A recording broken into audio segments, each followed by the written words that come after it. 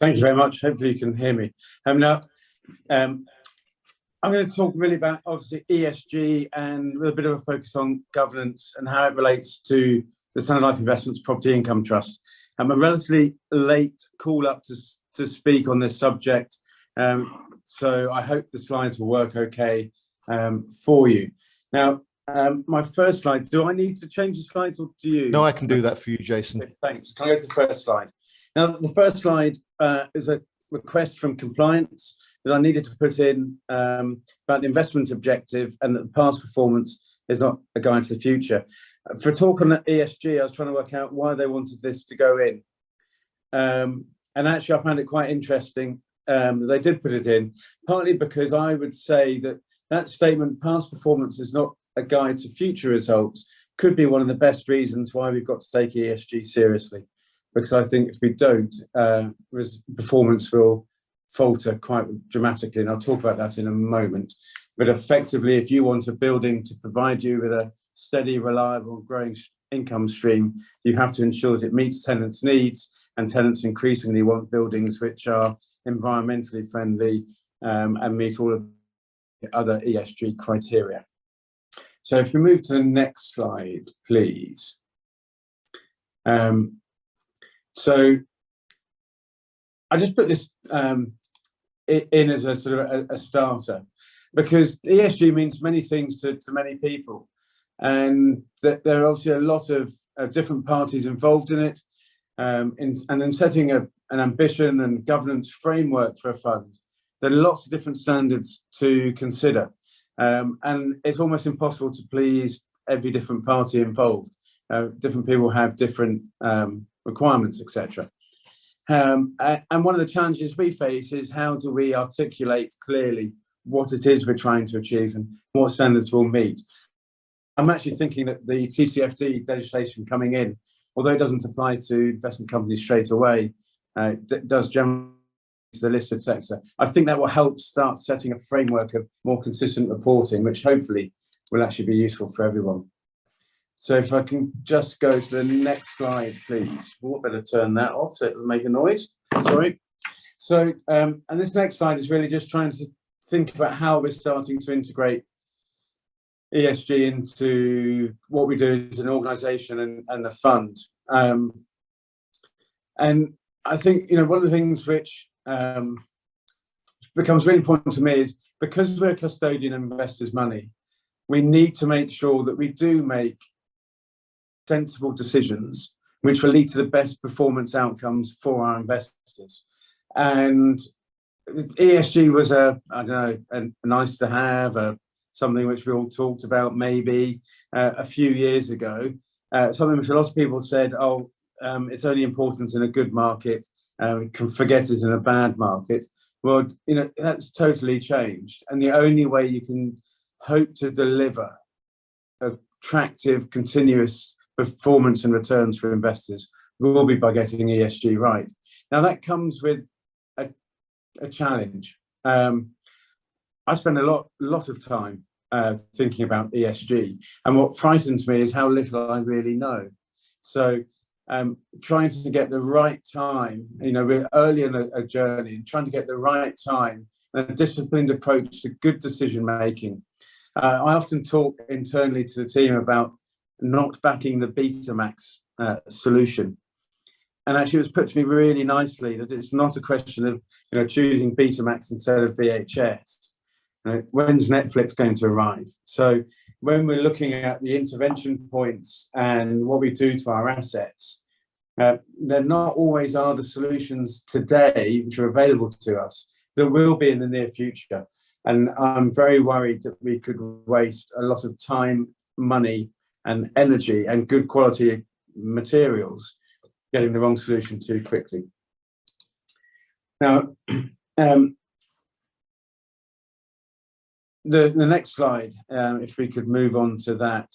Really, I guess one of the things this does, and you'd be very pleased to know, I'm not going to talk to every box on it, but what this does is start summing up the extent and the coverage of things to be considered, and alignment with sort of the UN goals. in many ways, I guess I'm really lucky being in real estate, and real estate in the UK, because we do live in a nice environment where we don't have to worry particularly about whether or not there'll be any water coming out of a tap, or whether or not we're going to be able to put food on the table. So we're starting from quite a nice place. But within real estate, we can also make a difference. And so, it's very easy for us to focus on the environmental elements with a building. So making sure that it's run as efficiently as possible. Obviously, a big electrification process, sort of beginning across assets. But I think one of the things we also can really think about is how we engage with people.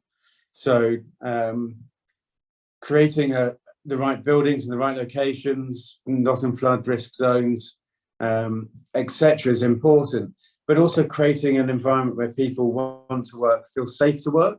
One of the things I was chatting about recently, and it's impacted on a couple of decision-making points for new buildings, is do we feel that the building's located in a way where someone will feel safe coming to and from work on a dark night, etc. So just in small areas like that, but also ensuring that suppliers only pay, as a minimum, a living wage, not the minimum wage.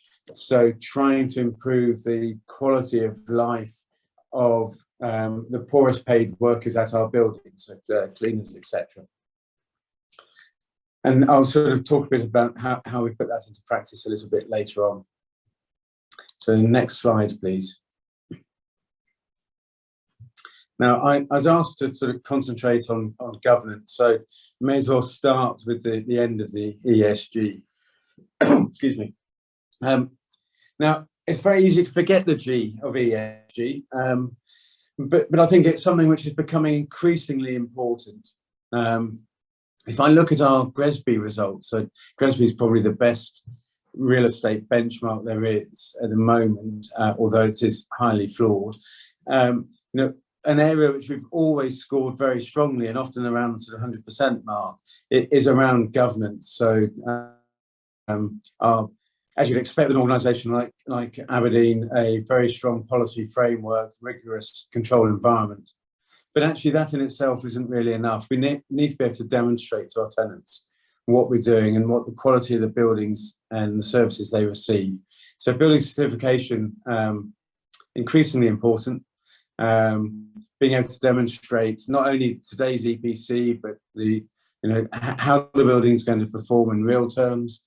BREEAM is sort of new buildings in particular important. LEED, WIRED score, links a little bit more to the connectivity than the main ESG, but is a vital part as well.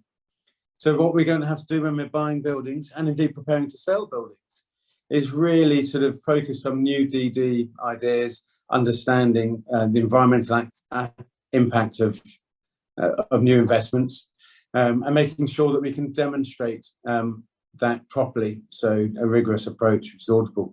I actually had to turn down an investment which I've been working for about 3 or 4 months on, which would have been really attractive.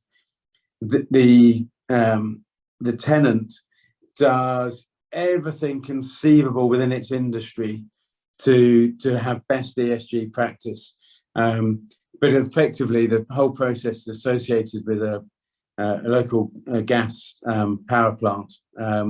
They utilise all the heat from it, they take some of the carbon from it, they have minimised water usage, etc., etc.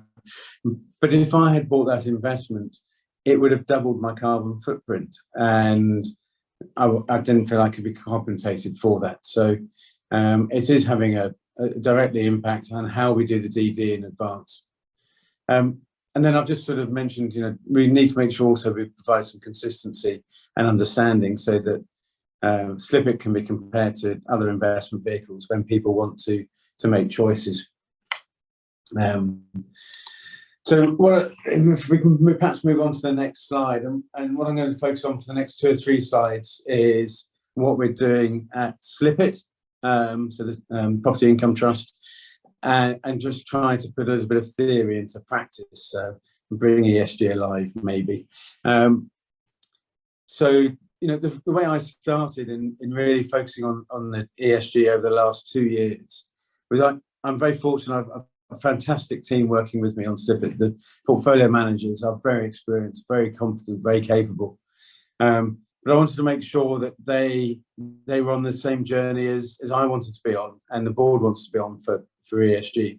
And so the first thing we did was align personal goals. I mean, it sounds really simple, but one of the things which we will all be judged on in the Snippet team is a goal of to be able to demonstrate the ESG was considered in every decision made. So that's just one example. And then I was very fortunate to get a new member of the team during lockdown, starting as a graduate. And so normally I'd have them sat obviously next to 2 or 3 people in the office where they're learning from every phone call, etc. That wasn't possible. But one of the things they were able to do for me is focus a lot of their time on a really concentrated effort to increase the amount of photovoltaic panels on buildings. So one of the great things we can do is have local renewable on top of buildings, and also EV, so electric vehicle charge points. We haven't actually increased what we've got much this year. We've got some great PV already on site, but we're very close to hopefully completing or starting on site a number of schemes. What I have noticed over the last few weeks, though, is something which frightens me terribly. It's the state of the grid in the UK. So on one scheme, we've been told you can't proceed until sometime next year. There is no capacity in the grid. And on another, they scaled us back. So the scheme we're putting in place is about half the size we planned. Given that electrification is one of the sort of main government thrusts for improving our pathway to net zero, the state of the grid is a real worry. But it's an area which we're working really hard to make sure that we maximise the potential within the portfolio. And then I guess the other thing I want to just focus on here maybe is we spend a lot of time at an asset level working out what the pathway, the transitionary pathway is. And in particular with our offices, we've spent a lot of time trying to map out, there's an expectation of legislation coming in early next year, such that you'll only be able to let or sell an office or any building, commercial building, with an EPC of C by 2027. There's currently sort of F and G that applies to, and that'll increase to a B by 2030. So on our assets, we're making sure that we have a planned maintenance program which will keep us on that pathway. Obviously, over that type of timescale, we'd often be investing in buildings anyway, but let's make sure that we do the right interventions at the right time to make sure we stay on that pathway. And actually, one thing we're discovering very quickly is it would be silly of us to try and jump next week to EPC B, or even better, to net zero on every asset, that there are more natural points in time to do it based around lease expiries, etc., and also when end of life of existing plant. I liken it a little bit to if the main push towards EVs was that you should throw away your modern diesel car, which has the best diesel performance. That to me seems pretty daft. We should start by getting rid of the 20-year-old banger belching smoke out. And so also with our buildings, we need to make sure that we don't just fill up skips with really quite usable material, something which our industry has been guilty of in the past. So perhaps the next slide, please. So one of the projects we've done this year is to basically, at a fund level, understand a route to net zero. And this waterfall chart sort of just demonstrates if we take out to 2050, the different areas of interventions we can undertake, which will help, but there will be a need for offsetting during that period as well. And that comes back to my earlier point about not rushing to immediate solutions, which will be very inefficient. And I'll talk about offsetting just in a moment. But this is quite a big project of work. I would suggest that not many real estate funds have done it. Many will be doing so over the next couple of years. This has put us slightly ahead. One of the problems I think we face as an industry is a shortage of consultants with the right skill sets. And so as reporting requirements change, I think some people will struggle to get the basic information. And actually the next slide is relevant to that. So if I look at the carbon footprint of Slipit, and there's a reason I've chosen 2019, and that 2020 is a very bad baseline year to use because we weren't in any of our buildings, etc., etc. So we took 2019 as the baseline. Now, only 10% of the carbon footprint for the fund is under the control of the landlord. So my influence is relatively limited on a day one basis. So stage 1 and 2 carbon footprint, which I have control of, is minimal in the context of the whole fund. And I've just and so the challenge I've got is making sure we get the right information from tenants, and we help our tenants make the right decisions to have the best possible impact on that 90%. Now, we contacted every tenant, as you'd expect, to try and get data. And we thought we did really well to get responses on electricity and gas usage of about a third of the portfolio. Unfortunately, for water and waste, that was about 9%. It is very difficult to get tenants to engage. Many of them say, look, we occupy many buildings with different landlords. We do not have the time and capacity to give you that information because we don't have it easily ourselves. Others say, why on earth would we give that to our landlord, because they must be wanting to use it to our detriment. I actually wonder whether legislation is going to be needed actually to require greater sharing of information if we're going to make really good progress here. But I think this just really quite nicely highlights the scale of the data issue that we face. And then next slide, please. So what I wanted to do here was maybe just take a slightly different tack and talk about the S of ESG and just some of the things we're doing. I fundamentally believe that if we're going to create good performance for our tenant from the assets, we have to have properties which will appeal to our tenants. Historically, I guess it's been focused more on offices, for multi-let offices in particular, because we have the greater ability to influence. But also, if you think about the way offices are used, particularly now, probably the most important thing is that people want to work. They have a choice of whether they're going to be at home or in the office.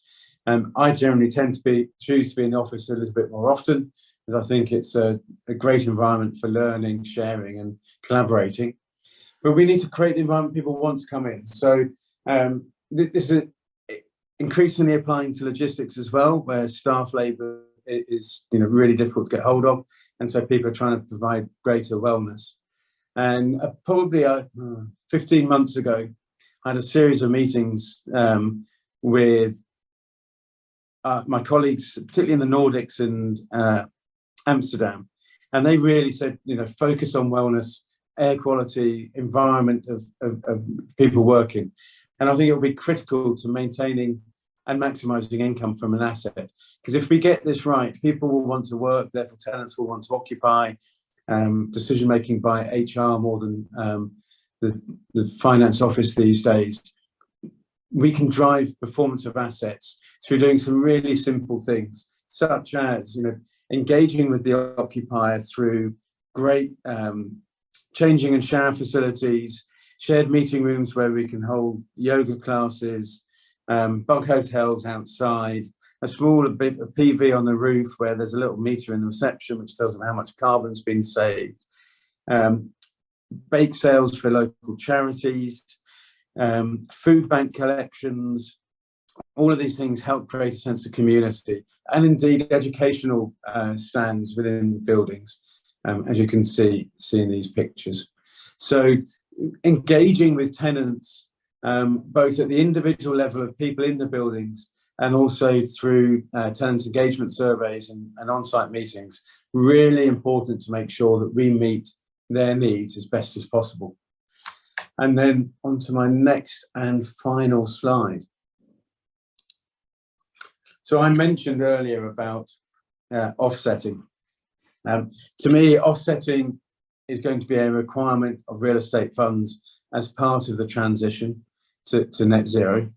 It is something which we shouldn't jump to as a solution, because what we really need to do is minimise, first of all, but needless to say, I have jumped to offsetting.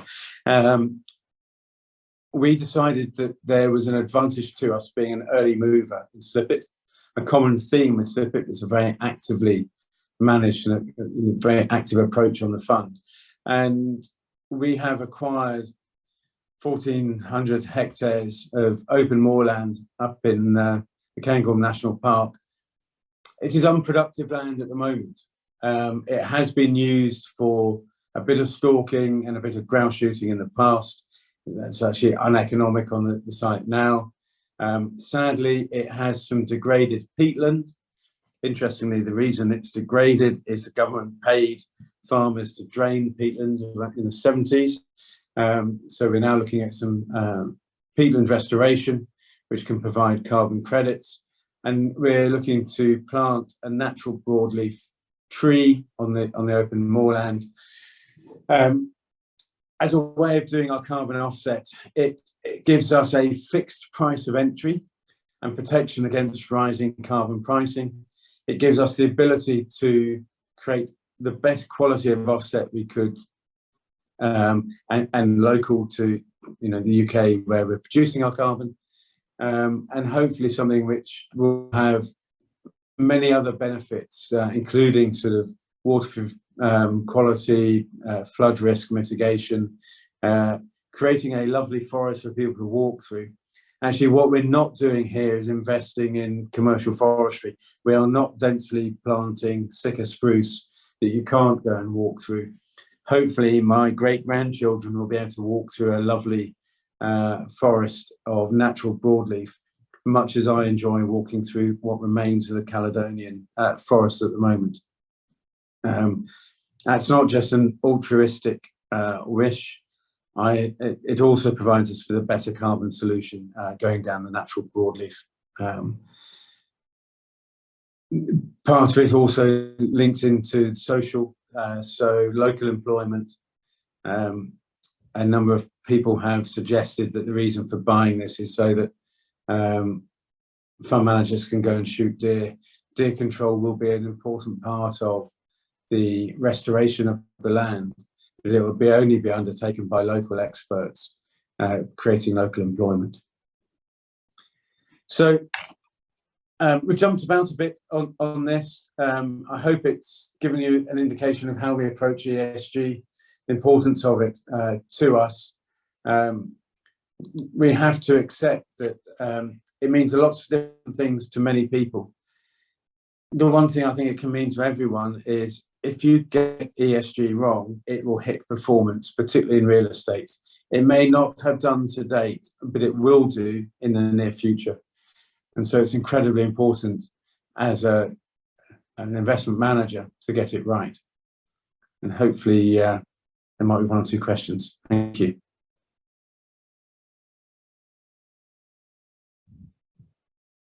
Okay, thank you, Jason. We've got a few questions coming in. Just firstly, on the open moorland, do you think you've got a sort of first mover advantage in buying this? Because this seems like quite a sort of forward thinking investment decision here. And sort of probably related to that, why did you choose that perhaps over other forms of carbon sink? And would you be looking to perhaps add even more of those kind of things to the portfolio in the future?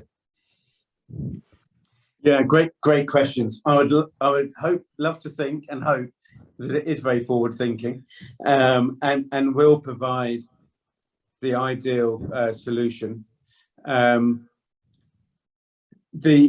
reason we chose this is because we felt we could control it. We felt we could get a very good cost of carbon, and we'll have something which is demonstrable. And we didn't really see at the same type of cost point into other forms of carbon sink. At the moment, they're more expensive. Okay, super. Second sort of question, and I think this really sort of relates to the sort of ongoing discussion about embedded carbon within sort of property portfolios, buildings, etc.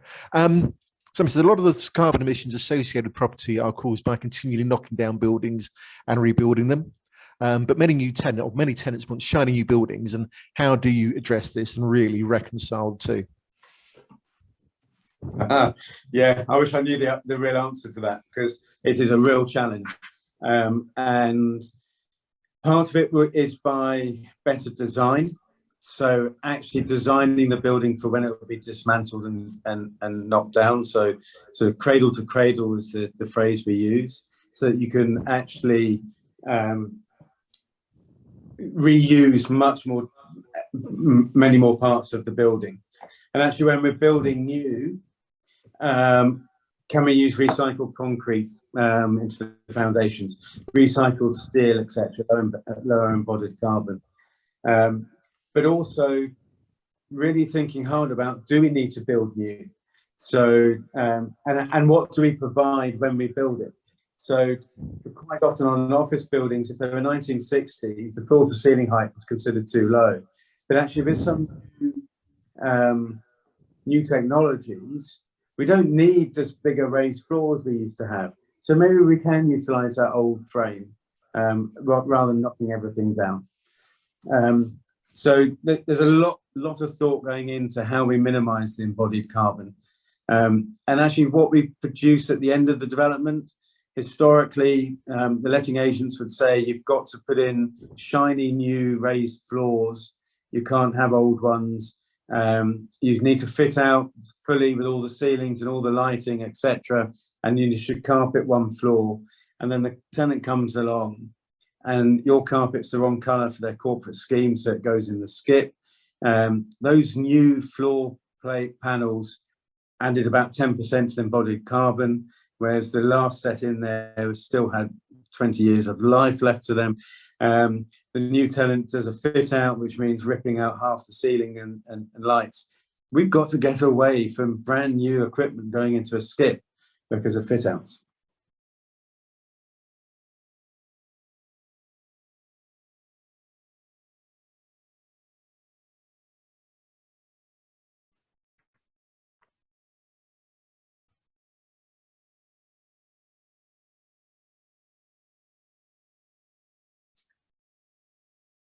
Oh, I don't know what's happening here. People can still hear me.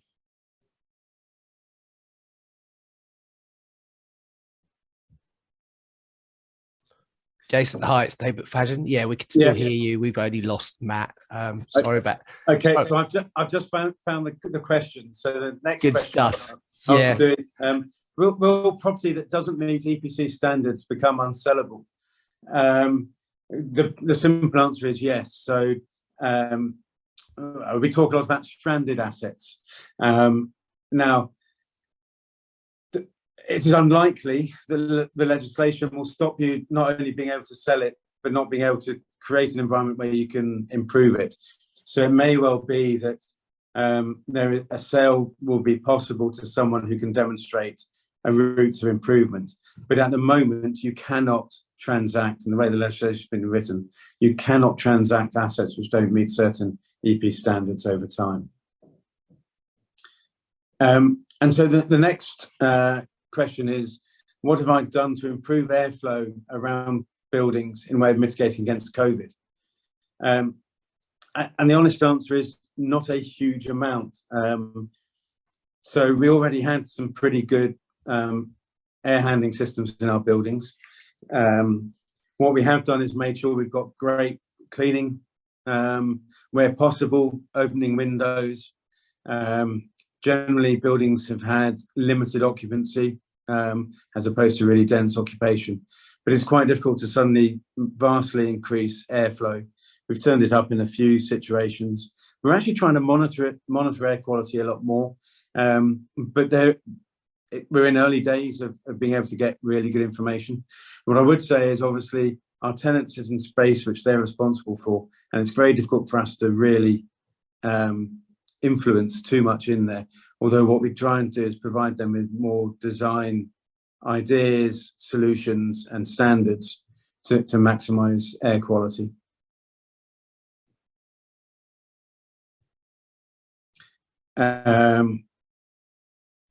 So a question I've been asked a few times actually: will your carbon offset produce any income for the fund? Directly, no, it won't. But what I would say is it is likely to save an awful lot of expenditure into the future, because our locked-in cost of carbon is lower than it will be costing to buy credits when they're required.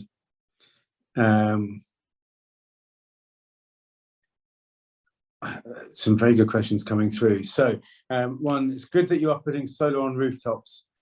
Did you think about putting this into a separate fund like a Trato? No, is a very simple answer. So one of the good things about doing it on the building, obviously, is it's local. It's directly feeding into the building tenant usage. I also get control of it in that it's much easier for me to decide when to perhaps take them off to refurbish the roof if required than if it's an external third party. It's one of the reasons I believe that some funds which say they're going to be able to put rooftop PV on other people's buildings may struggle a bit more. It's still quite a difficult situation, but also I'm financially rewarded for doing it direct. I sell the power to the tenant and get a reasonable return, and they also benefit. So it helps build our relationships with the tenants. Now, because I'm a decent chap, I'm going to read out this question and desperately try and think of an answer. And that is, what do you think will be the biggest challenges for 2022? I think the answer may well be not dissimilar to 2021. There is a huge weight of money looking for real estate. It's still a very attractive asset class. Finding value is not easy. It's not impossible, but everyone loves logistics. I feel that some people are overpaying for not the right quality of logistics. And in fact, the call I was on beforehand was looking at how we really assess the longevity of the quality of a logistics unit. Will it meet occupier needs into the future? And then offices probably are the areas of biggest challenge for next year. The way we use offices, the level of demand for them, the ability to meet environmental targets going forwards. I've actually been involved, chaired a group internally, and we spend a lot of time working at how we assess that, how we make sure that the assets we own are future-proof. Because there's a time when everyone wants to invest into a sector, quite often the discount is too narrow between the best and the poorer ones, and we want to make sure that we're on the right side of that as and when things change, because the next stage of pricing is a brown discount. Let's not think about ESG as adding value. Let's think about what will happen if we don't get it right. The brown discount will be considerable. Thanks. There's no more questions in the... Hi, Jason. Yeah, thanks very much for that. I apologise for the croakiness. Well, one more question, I guess, though, is was really on COP26, and what did you think of that event, and were there any takeouts from you for that in terms of property? Okay, well, I'm going to start with the non-property one, and just quite how remarkable it was. And one of the directors of Slip-It is also involved in another company, and as a result of that, ended up meeting the Prime Minister of Vietnam. And he said to me after, he said, "Guess how many people Vietnam have at COP22?" I said, "Oh, I don't know, I better go big because of the way you're asking that. I'm going to say 33 people. It was 220.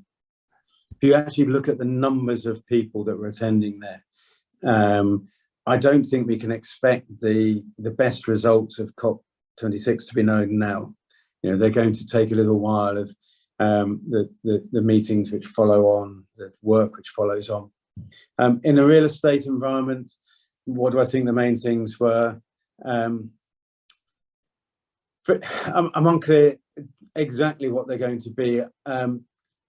They reinforced a worry I have, and that is the very low regard that landlords are held in by government. I think they forget that a lot of the money represents pension funds. It's respectable investors. It's not just rich toffs who have been abusing tenants for years, and yet that's almost the mindset. And I think there's got to be a realization that it's actually only by tenants and landlords working together that we're going to get the best results. You cannot expect everything to be done by a landlord, particularly as the landlord often doesn't have that element of control.